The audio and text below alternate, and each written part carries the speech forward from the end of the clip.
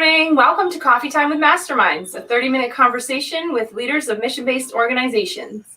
I'm Rebecca Tuttle. I'm the founder and principal of Grant Right Now and Grant Writing for Good. I'm joined today by my co-host, Cynthia Rojas of 2 Year Growth. Hi, everyone. Hi, Cynthia. How are you? Good. How are you? Very good. I don't know. It's raining out, but I feel really good about today. Yeah. Oh, yeah. It's warm. My God, it's warm. So today we're going to talk about pivoting during fundraising and events. How do we maintain our fundraising revenues, our fundraising efforts and momentum? How do we maintain donor engagement and also keep our community supported? So I'm really excited about this show because Cynthia, you and I both have background in nonprofit, but we also have background in fundraising and events. So I can't wait to see where today takes us. Yeah. And it's been a year of having to pivot. And so instead of hating it and dreading it, I've just been embracing it. So let's just pivot. Let's dive in. Pivot. So what did you see before? What was fundraising and events? What was it like before the pandemic? Oh my. So I worked at an organization where we did an annual gala that would have upwards of 500 people. So lots and lots of people, huge auction, 200 items in the auction. We would have keynote speakers that were either popular or just wonderful speakers, and just amazing. And we would move the place every year. And as the years went by, we got more and more creative. We started doing our events in really creative places. Like we once did our event at the Peabody Museum, which was amazing. Yeah, which is a museum in New Haven. But if you can imagine big dinosaurs, and it was gorgeous. We also have, they still have a signature event. That's a breakfast that used to yield about 200 to 300 people, and early in the morning. And then we would have other events. So we had in-person high-touch events, right? Where we allow time for networking. We did a lot of, I don't know what it's called, smoozing. Right. Re-engage. Non-social distancing. Right. We could hug people back in the day, but lots and lots of high-touch events that yielded a big turnout. They were fun, and then everyone would talk about it for days and weeks to come. I can't wait till next year. That was so much better than the previous. Yes, that's exactly. And the lead up, right? We would build campaigns to lead up to it. And it would, we would plan about 5-6 months out. So there was a lot of intentional communication that led up to the event. Oh, those were the days. You just gave me great memories, Rebecca. It's funny. I think on our first episode, we were talking about how we are going to have to change what we're doing for fundraising and events, and that we were all going to show up all dressed up on coffee time. Do you remember we talking about that? We never did that, so we have to do that. We should, because I miss getting dressed up. And PETA, who's not with us, by the way, she took a day off. Yay, PETA! Yay.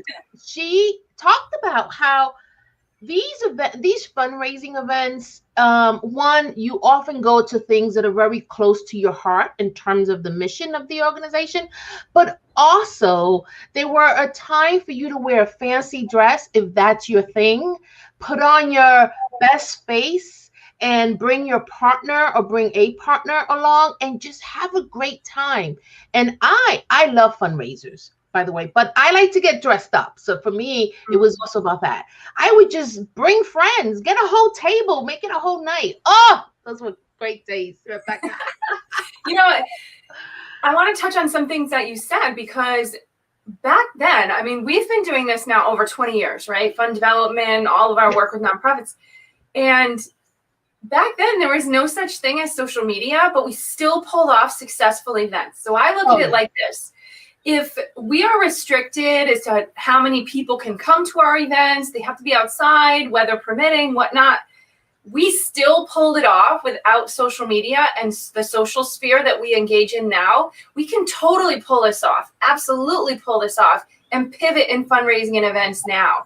It's just exercising creativity, drawing in from the more experienced planners, right, on your team, and then drawing in from some of the new creators in fundraising and events and put them on your team. And together, just colliding both of those worlds, you could have a dynamic fundraiser, just the same memories, just the same excitement and enthusiasm. And I think it could be a tremendous success, because what everyone's looking for right now is something fun, something social, something different, because we're tired of kind of being in the same, pandemic momentum, You're right. So You mentioned, I'm sorry, go ahead, finish. I'm sorry. I was just going to say, this is an opportunity. It's not a detriment. And so when we talk about pivoting, we're pivoting forward, right? We're not pivoting because something's broken. We're pivoting because the sky's really the limit on the creativity now. I just love the words that you use, and you're very intentional, this idea of pivoting forward. And I think you said something that was really important. Bring in the next generation. Those were not your exact words, but you were implying bring in some new people to your development team.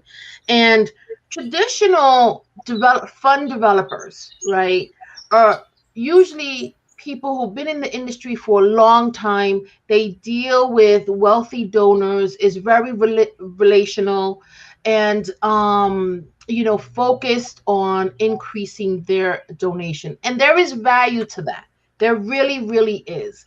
But those are also the organizations or the individuals who are having trouble during this time, because we can't do the events. We can't do the high touch experiences. And so this is when you need the next generation to come in and teach us, how do you want to learn about organizations? How do you want to be a part of them, so that you can expand your diversity? So I love what you just said, Rebecca. That's great. I teach a class, fundraising in a pandemic. And I also like to have data when I'm teaching, just to show some of what's possible, what's worked, some of new opportunities. And the majority of the businesses that started out in 2020, 78% of them were profitable. And over 65% of them were started by millennials and younger. So there is definitely opportunity to engage a younger generation in your fund development and your fundraising events, and also in your grant writing, because the one thing that I know to be true, and funders remind us of this all the time, is they want the people you serve, the communities you serve and bring good to be involved in the process. And what better way to involve the community in the process than to involve them in your fundraising and events? Oh yeah. No, absolutely. And I think millennials and definitely Gen Zers may be a little different in terms of the amount of involvement they have, but I have to tell you, they're all about values. Oh yeah. So, they may not be willing to lead a to be the chair of a fundraising event, but I'll tell you something. They want to hear from you. What are you doing to bring value to the community, right? How are you helping to solve a problem? So we do experience this generation as being really focused, hyper-focused on values and mission. And so being sure that that's the language you're speaking, right? Mission is the love language of Gen Zers. They're all about mission and values. Right. And they're quick. They know the tools, they know the tech, and they're quick. Turn around quick. They know they have the social engagement. They grew up in the social sphere that's different than the one that previous generations are used to. Combine the two, because fundraisers and donors, they're not one singular generation. It's all generations of people that give to a cause that resonates with what they feel inside is important to them, right? Yes. Everyone has a purpose to themselves, missions and purposes they care about. It's our job in fund development to connect those two worlds.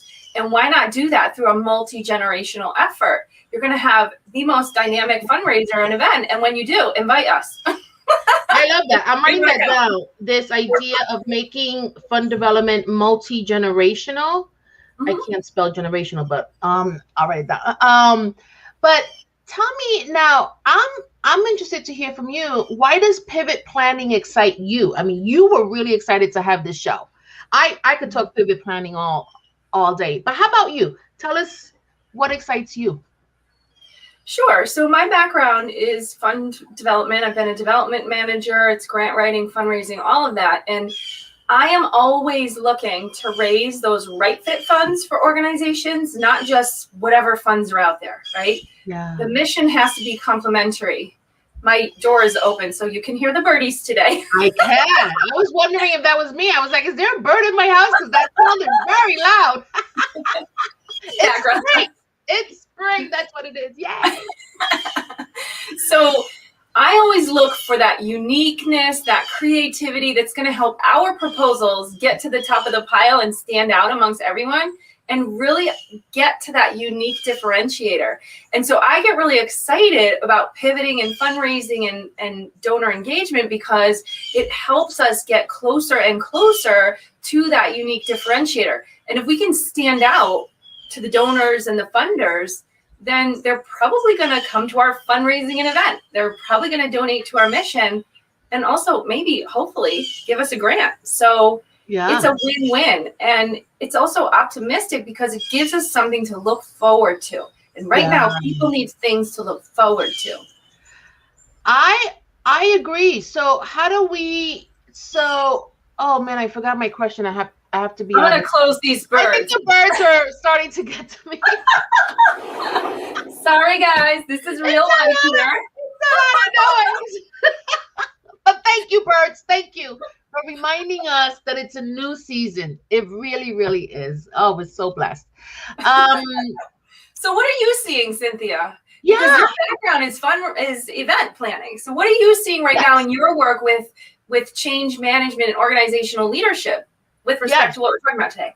Thank you for asking. And I do a lot of organizational development. So there are organizations that are thinking about restructuring, right? Or like you said, about this new business development that's happening with our younger generations, what we're finding is that there are some nonprofits that are actually experiencing a lot of growth during the pandemic. Absolutely. And so that's increased the challenge even more because to grow, and I mean the growth I'm experiencing is a lot. It's like in the millions. And it's hard to do that when you're restricted, right? And so part of that also comes, we also look at development and how they do their fundraising and things of that nature. And so some of the things that I have challenged, because I could be provocative sometimes, is a lot of nonprofits are known for reducing their development staff when they're having budget problems. I know, and they're the ones that bring in the funds. Yes. But for some reason, these individuals feel more disposable because you don't want to let go of program staff, right? That goes against your mission. And so development staff usually suffer at the opposite end. But what I've been advising organizations is, why don't you increase your development staff now? Like, imagine what that would look like. Now, that's hard to do if the money is not coming in, right? And you'll have to be creative. And that's information for another show because that's going to take a long time to talk about. But let's go with this idea. So you have one development person who's been managing events and now they don't know what to do. And you bring on 2 more people. What would that allow you to do? Well, one thing that the pandemic has done is isolated us. And while there used to be a focus on doing events to focus on the work and mission of the organization, transforming that to doing events to build community, to break that isolation. Right. That's that community engagement piece that we're focusing on when we're pivoting. And we should be focusing on that anyway, because we raise those right fit funds in order to support our organization's mission so that we can deliver the services and programs to the community who needs it. Because if there were no community need, there would be no need for us, right? Right. And so people are saying, oh, people are tired of Zoom. I have to tell you something. I'm on Zoom a lot, much like you, Rebecca. And yeah, Zoom meetings zoom me out. No fun.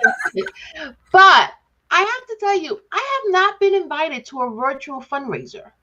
No? And I would do a virtual fundraiser, right? I mean, I would go to one because that would be different and exciting. Now, I've gone to book parties. I've gone to a dance party. I do a weekly wine tasting. So, and I participate in these things because they're fun and different and don't feel like another meeting, right? So I don't feel there are a ton of people doing online events. And so for some people, that's been a turnoff. But again, don't make it about just your organization. What if you did something to build intentional community? I think in this isolation, that might go a long way, especially if your donors tend to be older. They're probably spending more time alone.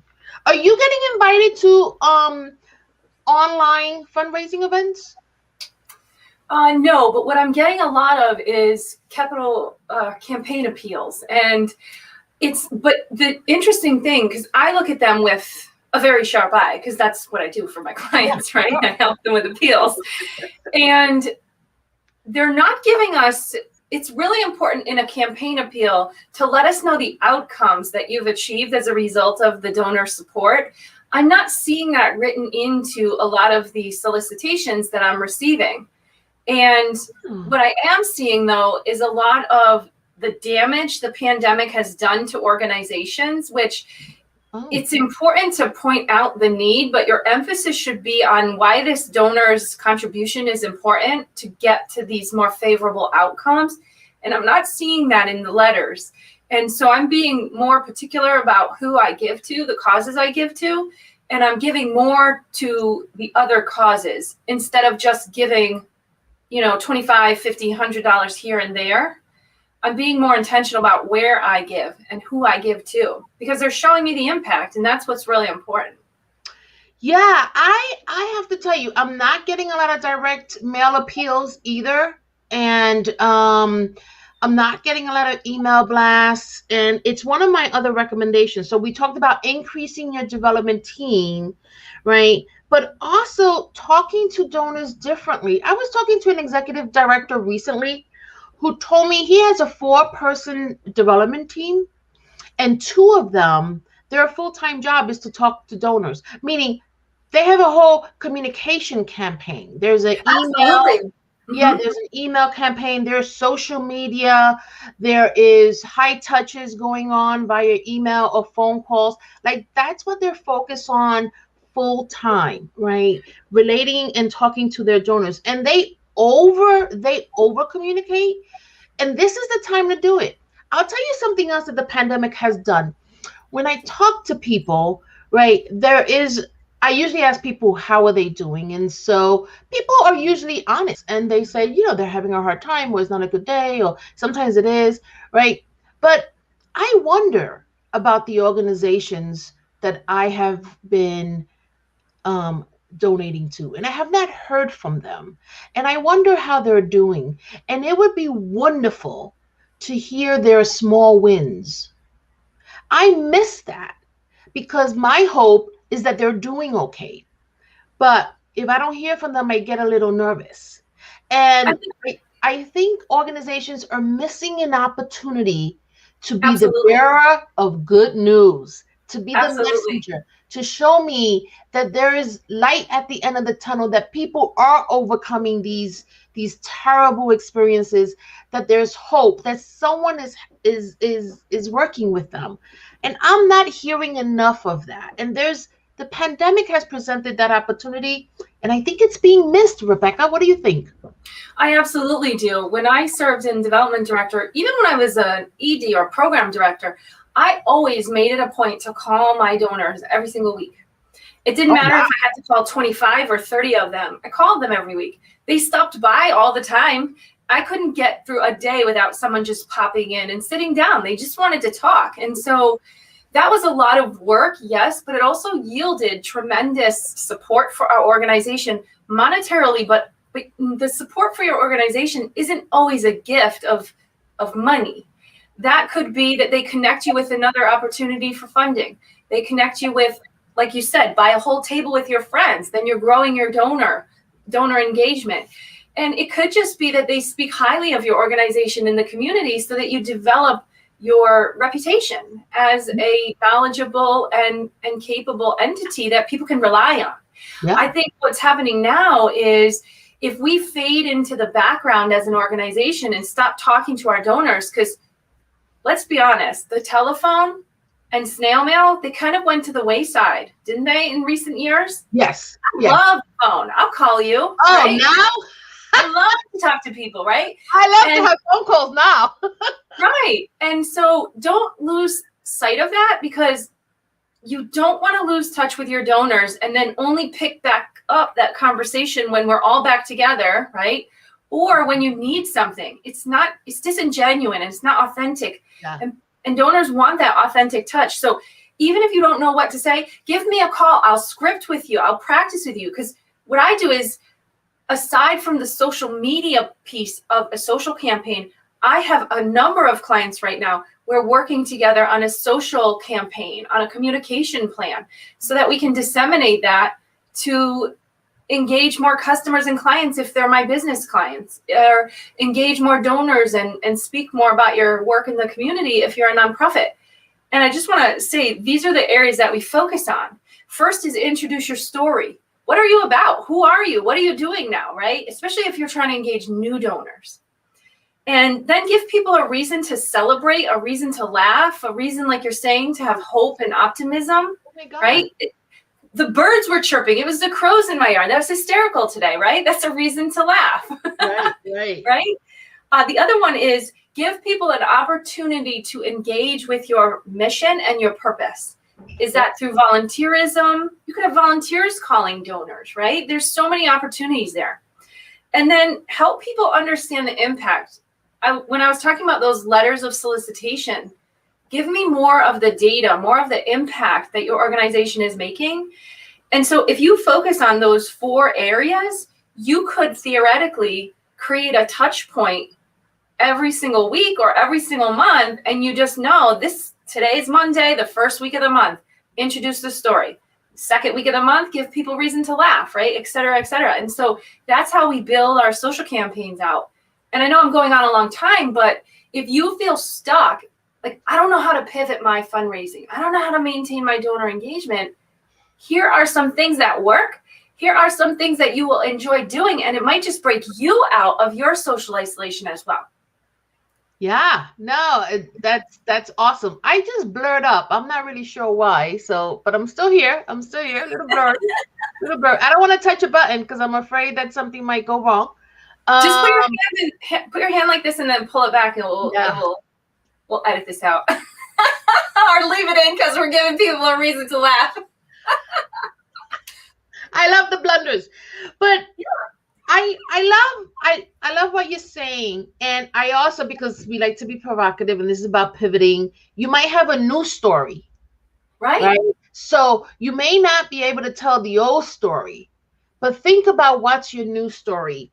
I was listening to the news yesterday, and I have to tell you, my heart warmed up because they were talking about vaccinating the homeless and the value that the Johnson & Johnson vaccine has with this population, because it's just a 1-dose vaccine. Oh, so the recurring return? Right.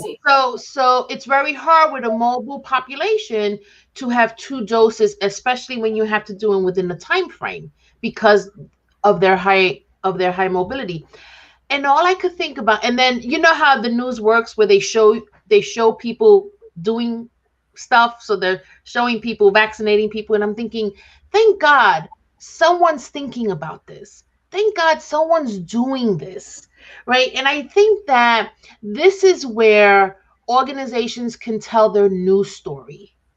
I didn't think about it until it came to the news, right? How are we managing our homeless population and making sure that they get vaccinated? And there's somebody doing that. And that is a cause that I think is worthy of supporting 100%. Tell your new story.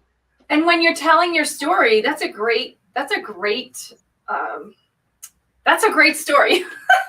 a great story.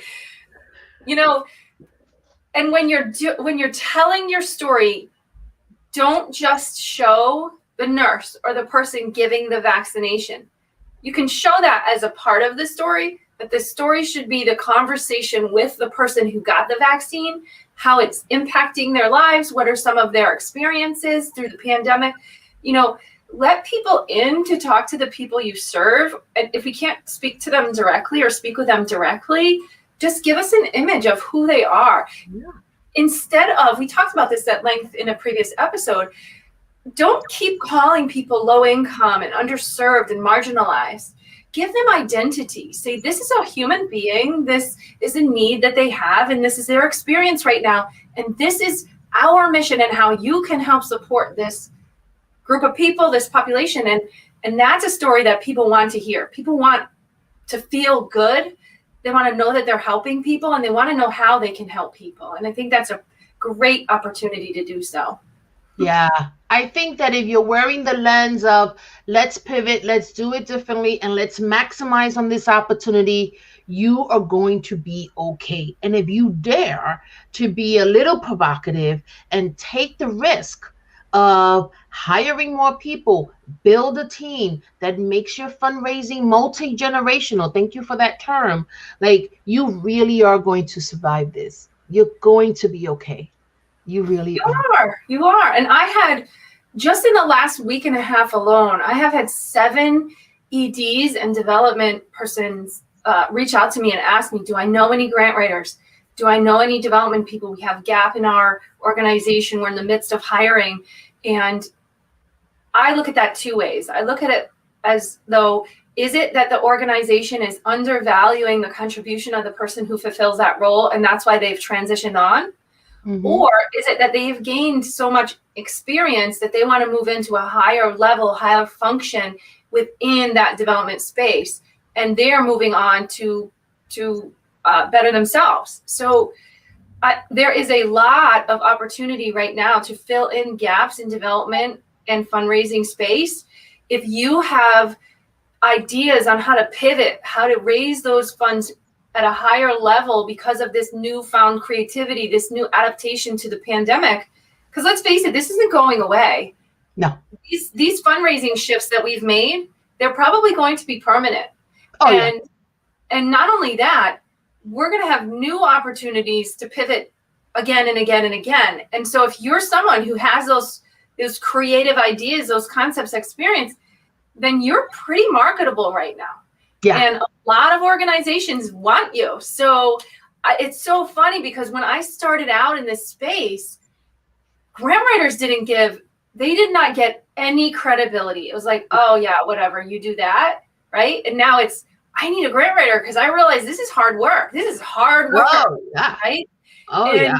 So just to see that ebb and flow has been really interesting. But if you have any calling to the development or fundraising field, think about how in your interview or in your experience there, what creativity can you bring, and what is your experience so far, and what do you envision for the future? And talk to people that you know who give to causes and see what would make them want to go to a virtual event or participate in something new. And those are the ideas that I would bring to my interview or to my experience trying to engage in a new role in development and fundraising. I think we should do a show on, because I think that you are right, Rebecca, there are so many organizations looking for development people, and they're hard to find. But I think also nonprofits have this expectation, rightfully so, that they want individuals with a lot of experience, right? But we might be able to use this time to also build capacity with other individuals, and then groom them for when we need to do the next pivot. They will be ready with ideas and ready to fly with that. And so I wonder, given your experience, we should probably do a show on what are some of the what are some of the skills that are transferable for a development position, and even if they don't have the development experience? That's a great idea. Help build capacity. And I'm going to be a little controversial. I'm going to push back on that a little. I think that we are in a position now where we could tip the scales to bring new, inexperienced development professionals to the space, and they could be just as successful as people who have done this for their whole career, right? Oh, I think so. Having that mentorship is important, but I don't know, because I keep going back to the data that 78% of the businesses, which were 65% started by millennials and younger, were profitable during the pandemic, and that included nonprofits. And you can't be profitable as a nonprofit, but revenue generating. Yeah, that's amazing. We should do a show on that. That would be really interesting. Should. All right. Well, it's time to say goodbye. These 30 minutes go by so fast. They do. What's your takeaway? Oh my, I'm still grateful for that term, multi-generational, really developing a plan that hits the multiple generations that we have right now, who are experiencing the pandemic very differently. So each generation almost needs its own plan. And let's be radical. Build your development team. Build it. Let's see what happens. You won't be disappointed. I'm going to put that in the comments. Let's be radical. I love it. Let's be radical.